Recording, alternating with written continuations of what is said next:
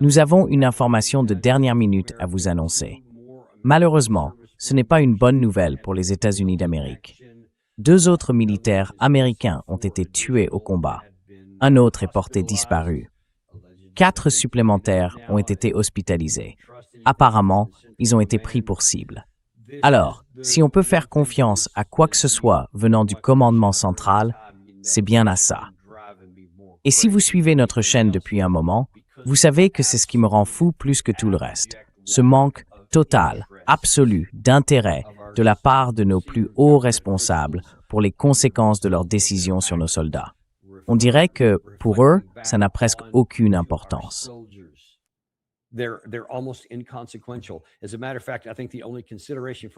En fait, je pense que la seule chose à laquelle nos soldats doivent penser maintenant, et on peut presque en être sûr, c'est qu'il va y avoir une réponse. Pour l'instant, on ne l'a pas encore vue. Gary, continue de vérifier sur Truth Social, d'accord? Je n'ai encore rien vu venant du président. J'imagine qu'il va forcément y avoir une réaction. Mais ils vont s'en servir comme d'un cri de ralliement pour aller vers plus de guerre. Depuis le début, on dit que c'était une erreur. Même avant le début, en janvier et au début de février, on disait déjà que partir en guerre reviendrait à exposer inutilement des soldats américains à être tués ou blessés au combat.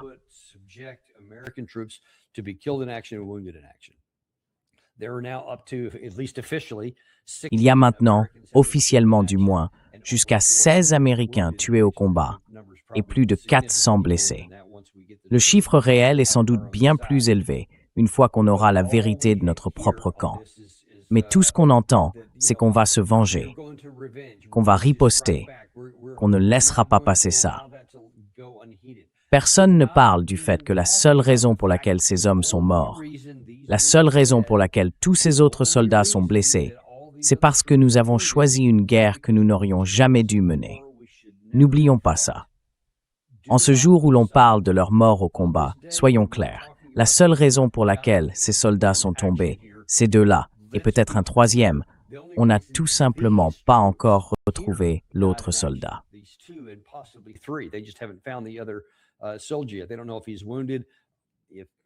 Ils ne savent pas s'il est blessé. Dieu nous en garde, mais il se peut qu'il ait été touché si violemment dans une explosion qu'on ne retrouve même pas son corps. Je n'en sais rien. Il est probable qu'il y ait 3 morts au combat ici. Et la seule raison pour laquelle ces 3-là sont tombés, c'est que le président Trump a choisi d'être impatient au lieu de suivre le protocole d'accord qu'il avait signé. Ensuite, on est entré dans cette escalade militaire avec l'Iran, les plaçant dans une situation où ils devaient forcément réagir. Et voilà le dernier épisode. Le président Trump ne cesse de s'en vanter. Ça fait jusqu'à présent 7 jours d'affilée que ça dure. On attend toujours. J'imagine qu'il y en aura encore un autre plus tard dans la soirée.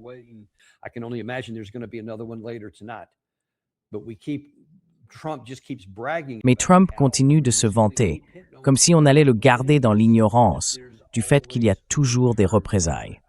Je le dis tout le temps, à chaque fois qu'on tire, quelque chose revient. Et maintenant, 3 autres. 2 Américains, à coup sûr, peut-être 3, sont morts à cause de l'arrogance du président Donald Trump. Il faut que tout le monde comprenne bien ça. Ce qu'il fait ne pousse pas l'Iran à faire quoi que ce soit. Comme je l'ai dit plus tôt dans notre émission d'aujourd'hui, les cibles qu'on frappe sont insignifiantes. Elles ont très peu d'effet sur la conduite réelle de la guerre, et aucun sur la capacité de l'Iran à nous tenir à distance, parce qu'ils ont beaucoup d'autres moyens de le faire. Ce qu'on frappe en ce moment ne touche même pas leur principal atout, leur plus grand levier de négociation, leur base de missiles.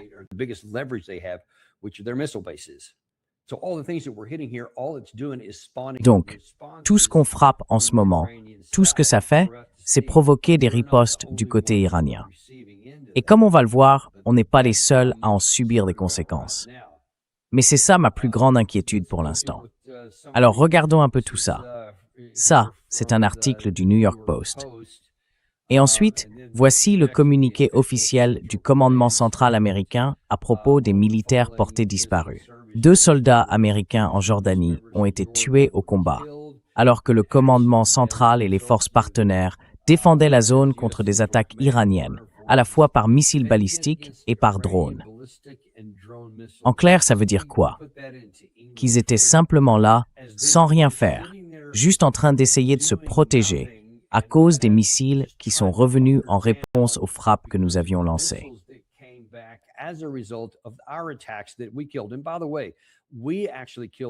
Et d'ailleurs, on a en fait tué, je crois, 7 militaires iraniens la veille, ainsi qu'un certain nombre de civils sur l'un des ponts qu'on a frappés.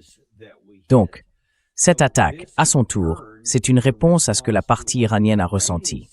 Parce que, quand ce sont les missiles de Trump, évidemment, ils vont essayer d'exploiter les pertes du côté américain aussi. Alors quand ils disent qu'ils ont été tués au combat en essayant de défendre, en réalité, ils étaient simplement sur la base où les missiles iraniens sont tombés. Missiles qui, rappelons-le, ont été tirés uniquement en réaction à nos frappes. En plus, un militaire est porté disparu. 4 soldats américains ont été évacués médicalement vers des hôpitaux jordaniens. Ils ont depuis été autorisés à sortir.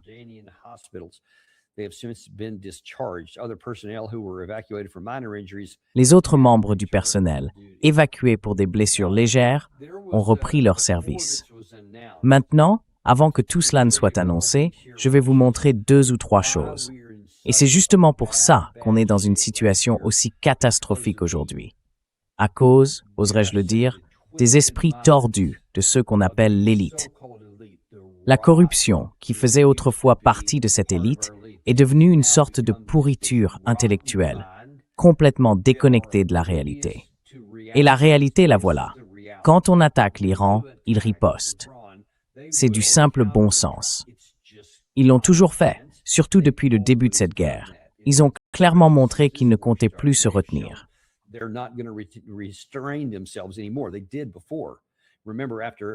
Ils l'ont déjà fait, souvenez-vous.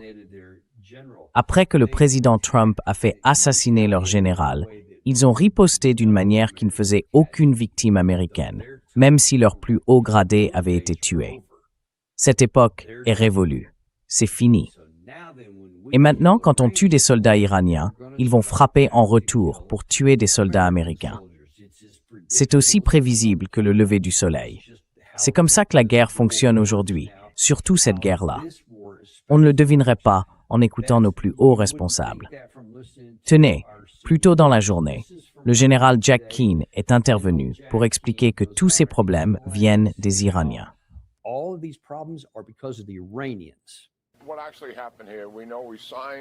Ce qui s'est vraiment passé ici, c'est qu'on a signé un mémorandum d'accord, les 2 présidents, iraniens et américains, le 17 juin.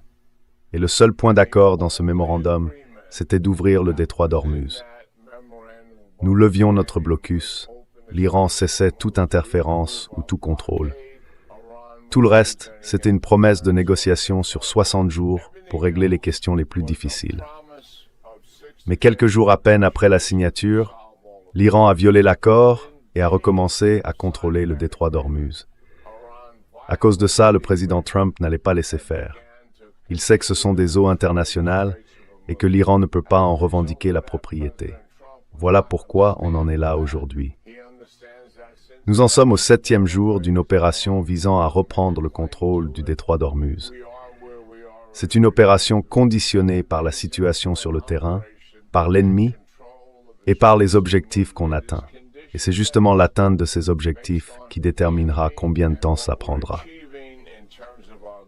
Le temps de planification, lui, est d'environ 2 semaines.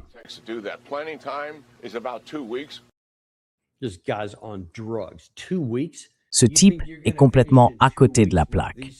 2 semaines? Vous pensez vraiment qu'en 2 semaines, avec ces frappes assez limitées, qui ne touchent même pas les cibles, donnant à l'Iran le contrôle du détroit d'Ormuz, vous allez en finir? Franchement, soit vous êtes fou, soit vous mentez aux Américains. C'est l'un ou l'autre. Soit vous êtes désespérément incompétent, soit vous êtes un menteur narcissique. Je ne sais pas lequel des deux. Mais ce que je peux vous dire avec certitude, c'est que ce qu'il raconte est totalement faux. Une partie de ce qu'il dit est un pur mensonge, et il le sait très bien. Et on va vous le prouver dans un instant.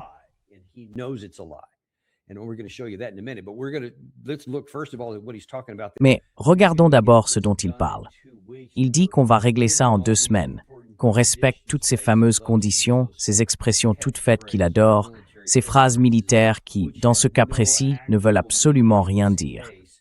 En réalité, ça veut juste dire qu'on envoie des missiles en espérant que quelque chose de bien en sorte. Eh bien non, général, rien de bien n'est arrivé. À cause de ça, il y a encore plus d'Américains morts, plus de blessés. Et le reste de nos troupes, celles qui sont encore dans cette région. Dieu seul sait pourquoi on a encore des soldats là-bas.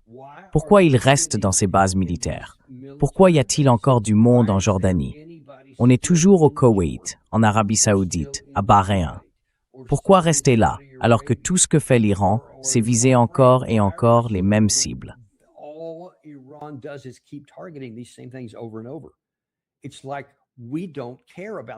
C'est comme si on se fichait complètement de leur sécurité. Ils ne font rien qui puisse aider l'effort de guerre. Ils sont juste là, assis à attendre de voir s'ils vont se prendre un missile en pleine figure. Et maintenant, certains l'ont fait. Donc ça, c'est le point le plus important. Mais ensuite, ce dont il parlait, c'est qu'il affirmait que la seule chose qui exigeait une action immédiate dans le mémorandum d'accord, c'était la levée du blocus. Eh bien, c'est faux. C'est complètement faux. Regardons simplement quelques points. Le premier, tout en haut du texte. Le MOU déclare la cessation immédiate et permanente des opérations militaires sur tous les fronts, y compris au Liban. Est-ce qu'on a respecté ça? Est-ce que ça s'est fait immédiatement? Est-ce que c'était à l'Iran de le faire?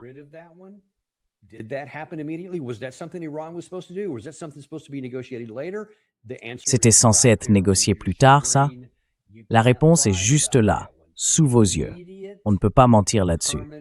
Cessation immédiate et permanente des opérations militaires sur tous les fronts, y compris au Liban. Ça ne s'est pas produit. Voilà donc le premier point. Allons maintenant au paragraphe numéro 4. Dès la signature de ce protocole d'accord, les États-Unis d'Amérique commenceront à lever leur blocus et toute perturbation ou entrave contre la République islamique d'Iran et mettront fin complètement au blocus naval dans un délai de 30 jours. Pendant cette période, le trafic maritime devait être proportionnel à celui d'avant-guerre et ainsi de suite. Donc, en résumé, c'est clair. On a dû descendre un peu plus bas. Très bien, on a levé le blocus. C'est une des premières choses qu'on a faites au départ.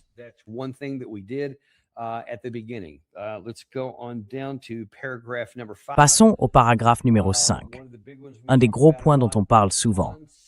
Dès la signature de ce protocole d'accord, la République islamique d'Iran prendra des dispositions en faisant tout son possible pour assurer le passage sûr des navires commerciaux entre le golfe Persique et la mer d'Oman. Et inversement, le trafic des navires commerciaux commencera immédiatement, blablabla.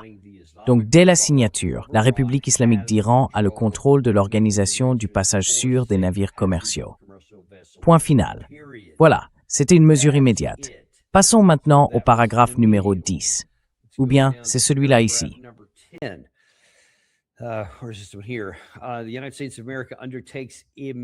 Les États-Unis d'Amérique s'engagent, dès la signature de ce protocole d'accord et jusqu'à la levée des sanctions, à ce que le département du Trésor américain accorde des dérogations pour l'exportation de pétrole brut iranien, de produits pétroliers et de leurs dérivés, ainsi que pour tous les services associés, y compris les opérations bancaires, les transactions, l'assurance, le transport, et ainsi de suite.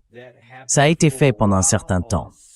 Sur une partie de tout ça, puis on est revenu en arrière, quelques jours plus tard. Donc, c'est une autre chose qu'on nous demandait de faire immédiatement, dès le départ. Et ça, c'est le deuxième mensonge direct qu'on a constaté de la part des États-Unis. Alors, voyons voir.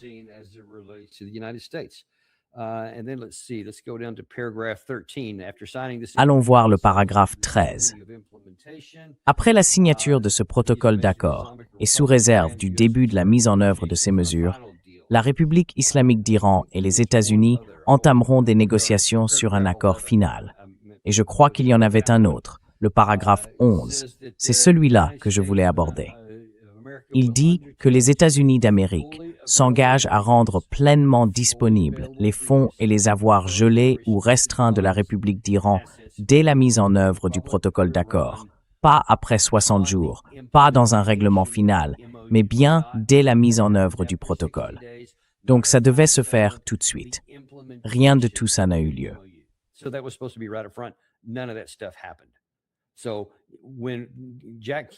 Alors, quand Jack Keane vous dit ça, et qu'il le dit à tout le peuple américain, c'est tout simplement un mensonge, parce que ce n'est pas du tout la réalité. Vous l'avez vu de vos propres yeux là-bas.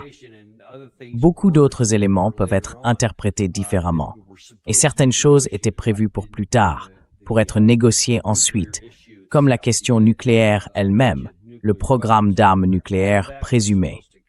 Tout ça devait venir après, une fois que les autres paragraphes auraient été mis en œuvre. Donc si c'était juste une seule chose, alors pourquoi, Général Keane, aurions-nous eu un mémorandum en 14 points? Si la seule exigence avait été d'ouvrir les blocus, on aurait eu un document en 2 points. On ouvre le blocus.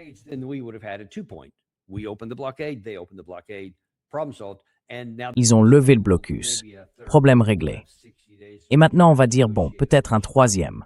On aura 60 jours et on essaiera de négocier d'autres choses. Mais il y avait bien plus de choses là-dedans que je viens justement de vous montrer. Donc ça, c'est la première chose qu'il dit. C'est un peu comme l'autre sujet. Et ça, c'est d'hier. L'amiral Howard ici. Ça, c'est un point, et ça m'a agacé. Si vous avez vu notre émission plus tôt aujourd'hui, j'en ai parlé. Mais maintenant qu'on sait que même au moment où il disait ça, il y avait déjà des Américains tombés au combat. Et surtout, maintenant qu'on en est sûr, c'est encore plus agaçant à cause de ce qu'il dit et de l'attitude qu'il affiche. Comment vous trouvez que les choses avancent jusqu'à présent? Excellent. Ça montre bien que l'administration peut faire tout ce qu'elle veut, et non seulement ça affaiblit sa capacité d'action dans le Golfe, mais en plus ça souligne à quel point elle est faible face aux gardiens de la révolution iranienne. La grande inconnue maintenant, c'est ce que l'Iran va faire ensuite. Et c'est ça qui va déterminer la stratégie à venir. Est-ce qu'on va encore monter d'un cran? Moi, je pense qu'on devrait, mais tout dépend du président. Il a les pleins pouvoirs pour faire ce qu'il veut contre l'Iran, afin de les forcer à céder.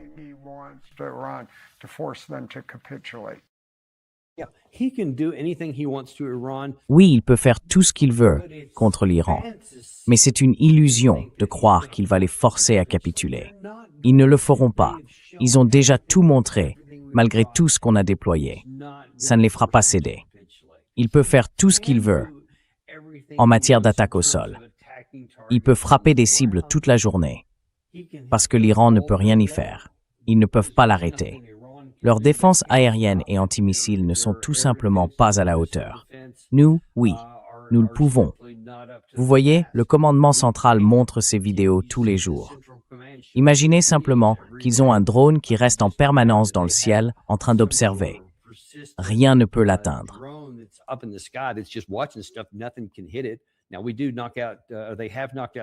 Alors oui, ils ont abattu certains de nos drones MQ-9. Donc ils ont une certaine capacité, mais elle reste très limitée. Parce que tout ce qu'on veut faire, on le fait. Et tout ce qu'on vise, on le touche. Mais à quoi bon prouver qu'on peut frapper une cible au sol si ça provoque une riposte qui finit par nous atteindre?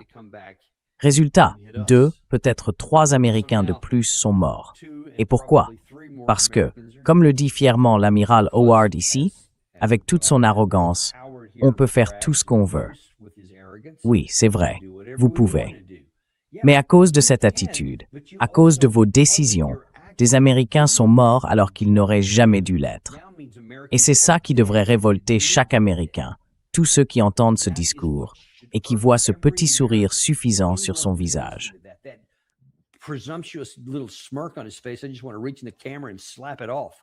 J'ai juste envie de tendre la main vers la caméra et de la faire taire, parce que les Américains paient de leur vie pour ce genre d'arrogance. C'est pour ça que ça me rend fou. Ils ont un tel mépris pour nous et pour nos soldats.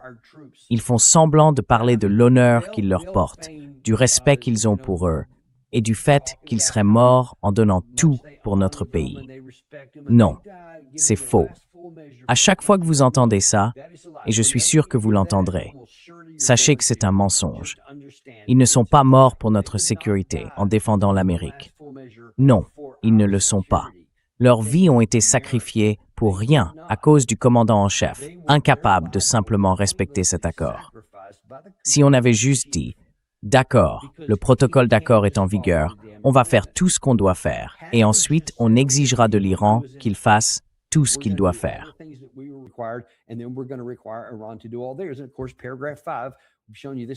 Et bien sûr, le paragraphe 5, je vous l'ai déjà montré plusieurs fois ici, mais c'est vraiment le cœur du problème. Ce paragraphe dit qu'il revient à l'Iran lui-même de prendre les dispositions nécessaires en faisant de son mieux pour les navires commerciaux. Et c'est tout. Pendant 60 jours, c'est uniquement eux. Ils avaient même 30 jours pour tout mettre en place. Nous, on n'a pas attendu. C'était quoi déjà? Je crois que c'était le premier, le 24. On dit que c'était les Nations Unies, mais je pense que c'était plutôt les États-Unis. En tout cas, on a clairement encouragé la démarche et mis la pression sur Oman. Donc, une semaine après, pas 30 jours, une semaine seulement, on a organisé pour que l'ONU mette en place des couloirs de passage sécurisés au sud du détroit d'Ormuz. Jack Keane a menti dans sa version quand il a dit que c'était des eaux internationales.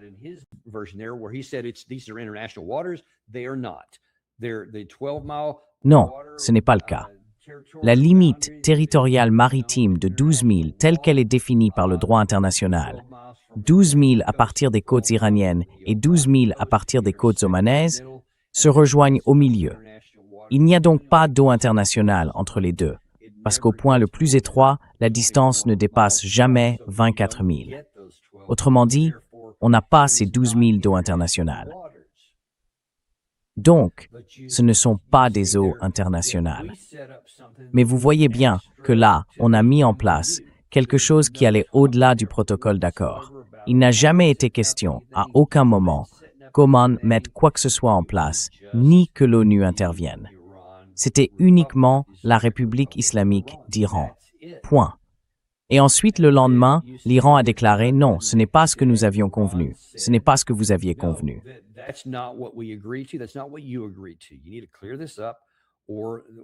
Il faut clarifier cette situation, sinon on va devoir agir. C'est inacceptable et extrêmement dangereux. Ils avaient prévenu. Et puis bien sûr, le lendemain, ils sont passés à l'action et ils l'ont fait. Ils ont frappé le premier navire. Et c'est là que tout a commencé, cet aller-retour. L'Iran, il faut bien comprendre ça, l'Iran a attaqué un navire.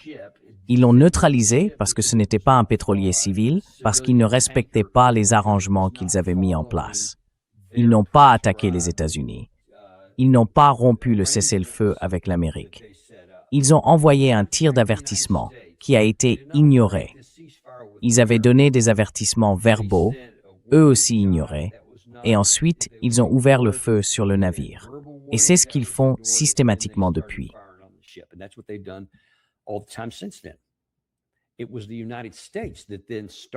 C'est les États-Unis qui ont commencé à attaquer les forces militaires iraniennes, et c'est à ce moment-là que l'Iran a riposté.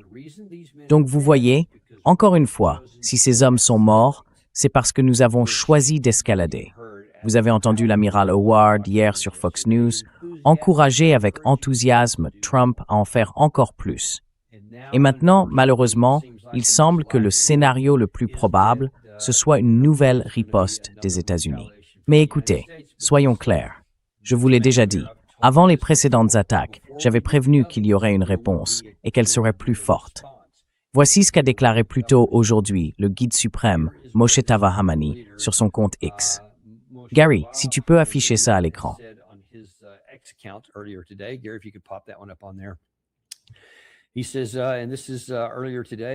Il a déclaré, plus tôt dans la journée, que maintenant que l'ennemi américain cherche à intensifier le conflit, ce que l'amiral Howard préconisait, et qu'il s'expose ainsi à un coup encore plus lourd et à une humiliation supplémentaire, il doit savoir que la noble nation d'Iran et le Front de la Résistance ont des leçons inoubliables à lui donner. Et puis, juste avant que nous commencions cette émission, un peu plus tard, à 2h05, l'agence de presse IRNA, l'une des agences officielles iraniennes, a publié une déclaration de Moshe Tava Hamani. Il y affirmait que la violation du mémorandum démontrait une fois de plus la nullité et l'invalidité de la signature de Trump. Autrement dit, cela montre clairement qu'ils ne croiront pas un mot de ce que nous disons.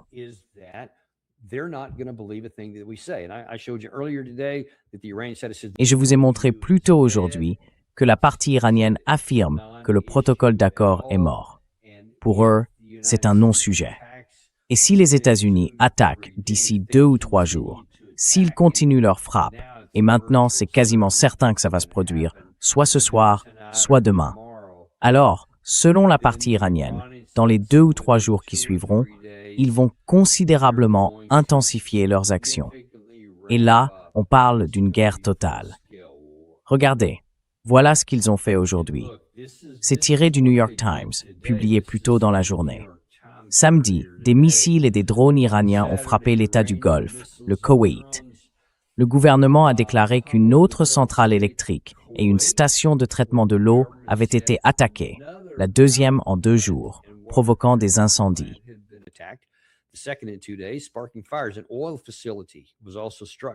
Une installation pétrolière a aussi été touchée, provoquant des blessés et d'importants dégâts matériels. Les sirènes d'alerte aérienne ont continué de retentir à Bahreïn samedi matin et une alerte a été lancée concernant de nouvelles frappes iraniennes sur la Jordanie. Donc encore une fois, même après l'attaque qui a tué certains de nos soldats, l'Iran est revenu frapper à nouveau. Parce qu'à chaque fois que nous réagissons, ils réagissent aussi. Et maintenant, d'après ce qu'ils ont déclaré hier soir et aujourd'hui, leur logique qu'ils appellent type pour type, ou ce qu'on appelle parfois chez nous œil pour œil, c'est que si on frappe ce genre de cible, ils frapperont les mêmes. Rappelez-vous, on s'est vanté d'avoir touché des ponts, des centrales électriques, des installations d'énergie, ce qui a effectivement causé des problèmes du côté iranien, ainsi qu'une station de traitement de l'eau. Et ensuite, l'Iran a visé exactement les mêmes types de cibles en retour.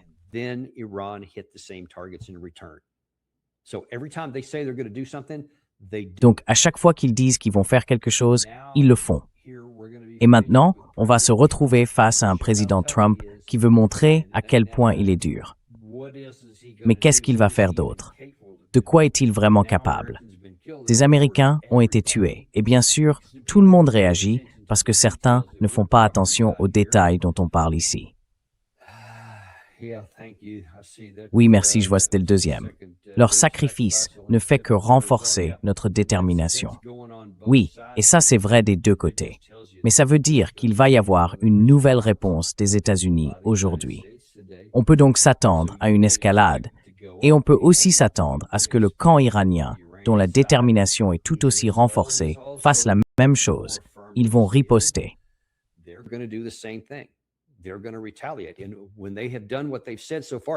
Et quand ils ont fait exactement ce qu'ils avaient annoncé jusqu'ici, et je parle bien, catégorie par catégorie, quand ils ont dit qu'ils riposteraient si on touchait à leur énergie, à leur eau, à leur pétrole, peu importe, et qu'on l'a fait, et qu'ils ont répliqué, alors pourquoi est-ce que quelqu'un serait surpris?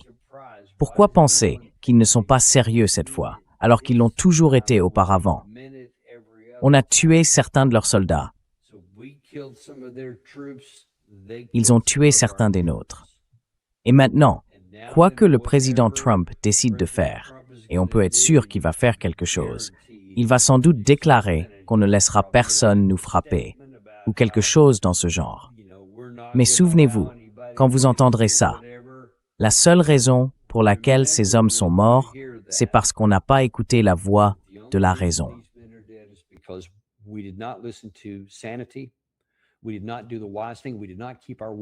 Nous n'avons pas fait ce qu'il fallait. Nous n'avons pas tenu parole. Nous n'avons pas respecté le protocole d'accord que le président Trump lui-même avait signé. On l'a modifié en quelques jours. Le général Keane ment quand il dit que c'est eux qui l'ont violé. C'est nous qui l'avons fait, tout de suite. Ils ont attaqué des navires commerciaux pour dire « Vous devez respecter les règles de notre protocole d'accord ». Alors on a répliqué, on a intensifié et frappé leurs forces militaires. Et c'est comme ça que cet échange a commencé. Et maintenant, ça monte encore d'un cran. Dieu seul sait ce qui va se passer la semaine prochaine. Mais ce qui risque de m'énerver encore plus, et je me prépare mentalement à ça, c'est la probabilité que Trump fasse quelque chose de plus gros cette fois. Parce qu'il ne va sans doute pas se contenter d'une frappe classique sur 80 points för Horno, mort ou sensible, comme ils l'ont fait jusqu'ici.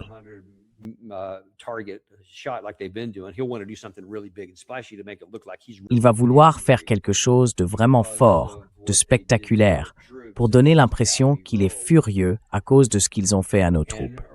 C'est juste sa manière de faire. Et l'Iran, de son côté, va tenir parole et ils vont sans doute frapper encore plus fort en réponse. Ce ne sera probablement pas du donnant-donnant, ce sera plutôt on monte d'un cran ici et eux, ils montent encore plus haut. Et au final, il y aura sans doute encore plus d'Américains qui mourront. Des gens qui sont en vie en ce moment, pendant que j'enregistre cette vidéo, ne le seront probablement plus la semaine prochaine. Parce qu'on refuse d'admettre qu'il y a des limites au pouvoir et qu'on refuse d'accepter que parfois, la réponse à ce qu'on veut, c'est non.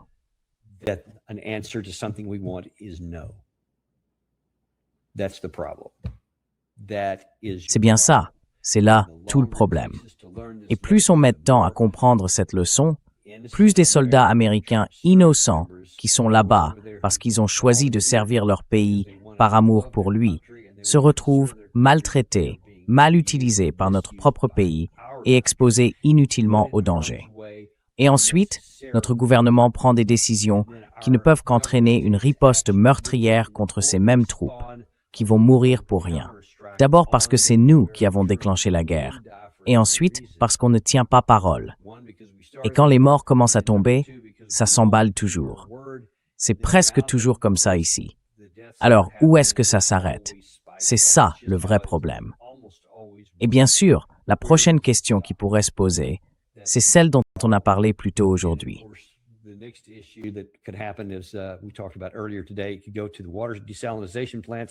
Ça pourrait aller jusqu'aux usines de dessalement d'eau de nos alliés dans la région.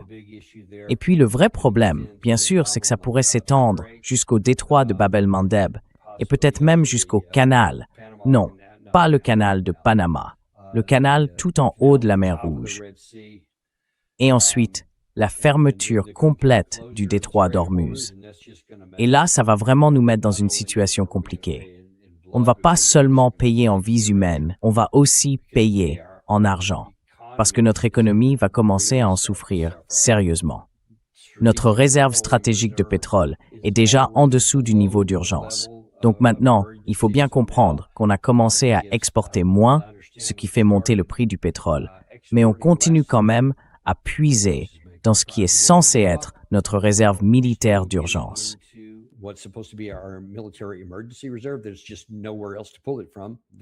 On n'a tout simplement plus aucune autre source où puiser. On est vraiment descendu aussi bas. Donc plus ça reste fermé longtemps, plus il va falloir continuer à équilibrer ces deux choses-là. Alors qu'est-ce qu'on fait? On touche à nos ressources militaires, ou on accepte des prix du pétrole plus élevés en arrêtant d'en exporter, ce qui d'ailleurs serait la bonne décision. Ne mettez pas en danger notre sécurité nationale juste pour maintenir artificiellement le prix de l'essence à un niveau bas. Ne faites pas ça, mais il le fera sans doute. C'est comme ça que le président Trump fonctionne. Il ne réfléchit jamais à long terme. Il n'a ni patience, ni caractère, ni intégrité. Et comme vous l'avez vu, les Iraniens l'avaient bien compris. Alors maintenant, pour eux, il ne reste plus qu'à continuer à intensifier la pression.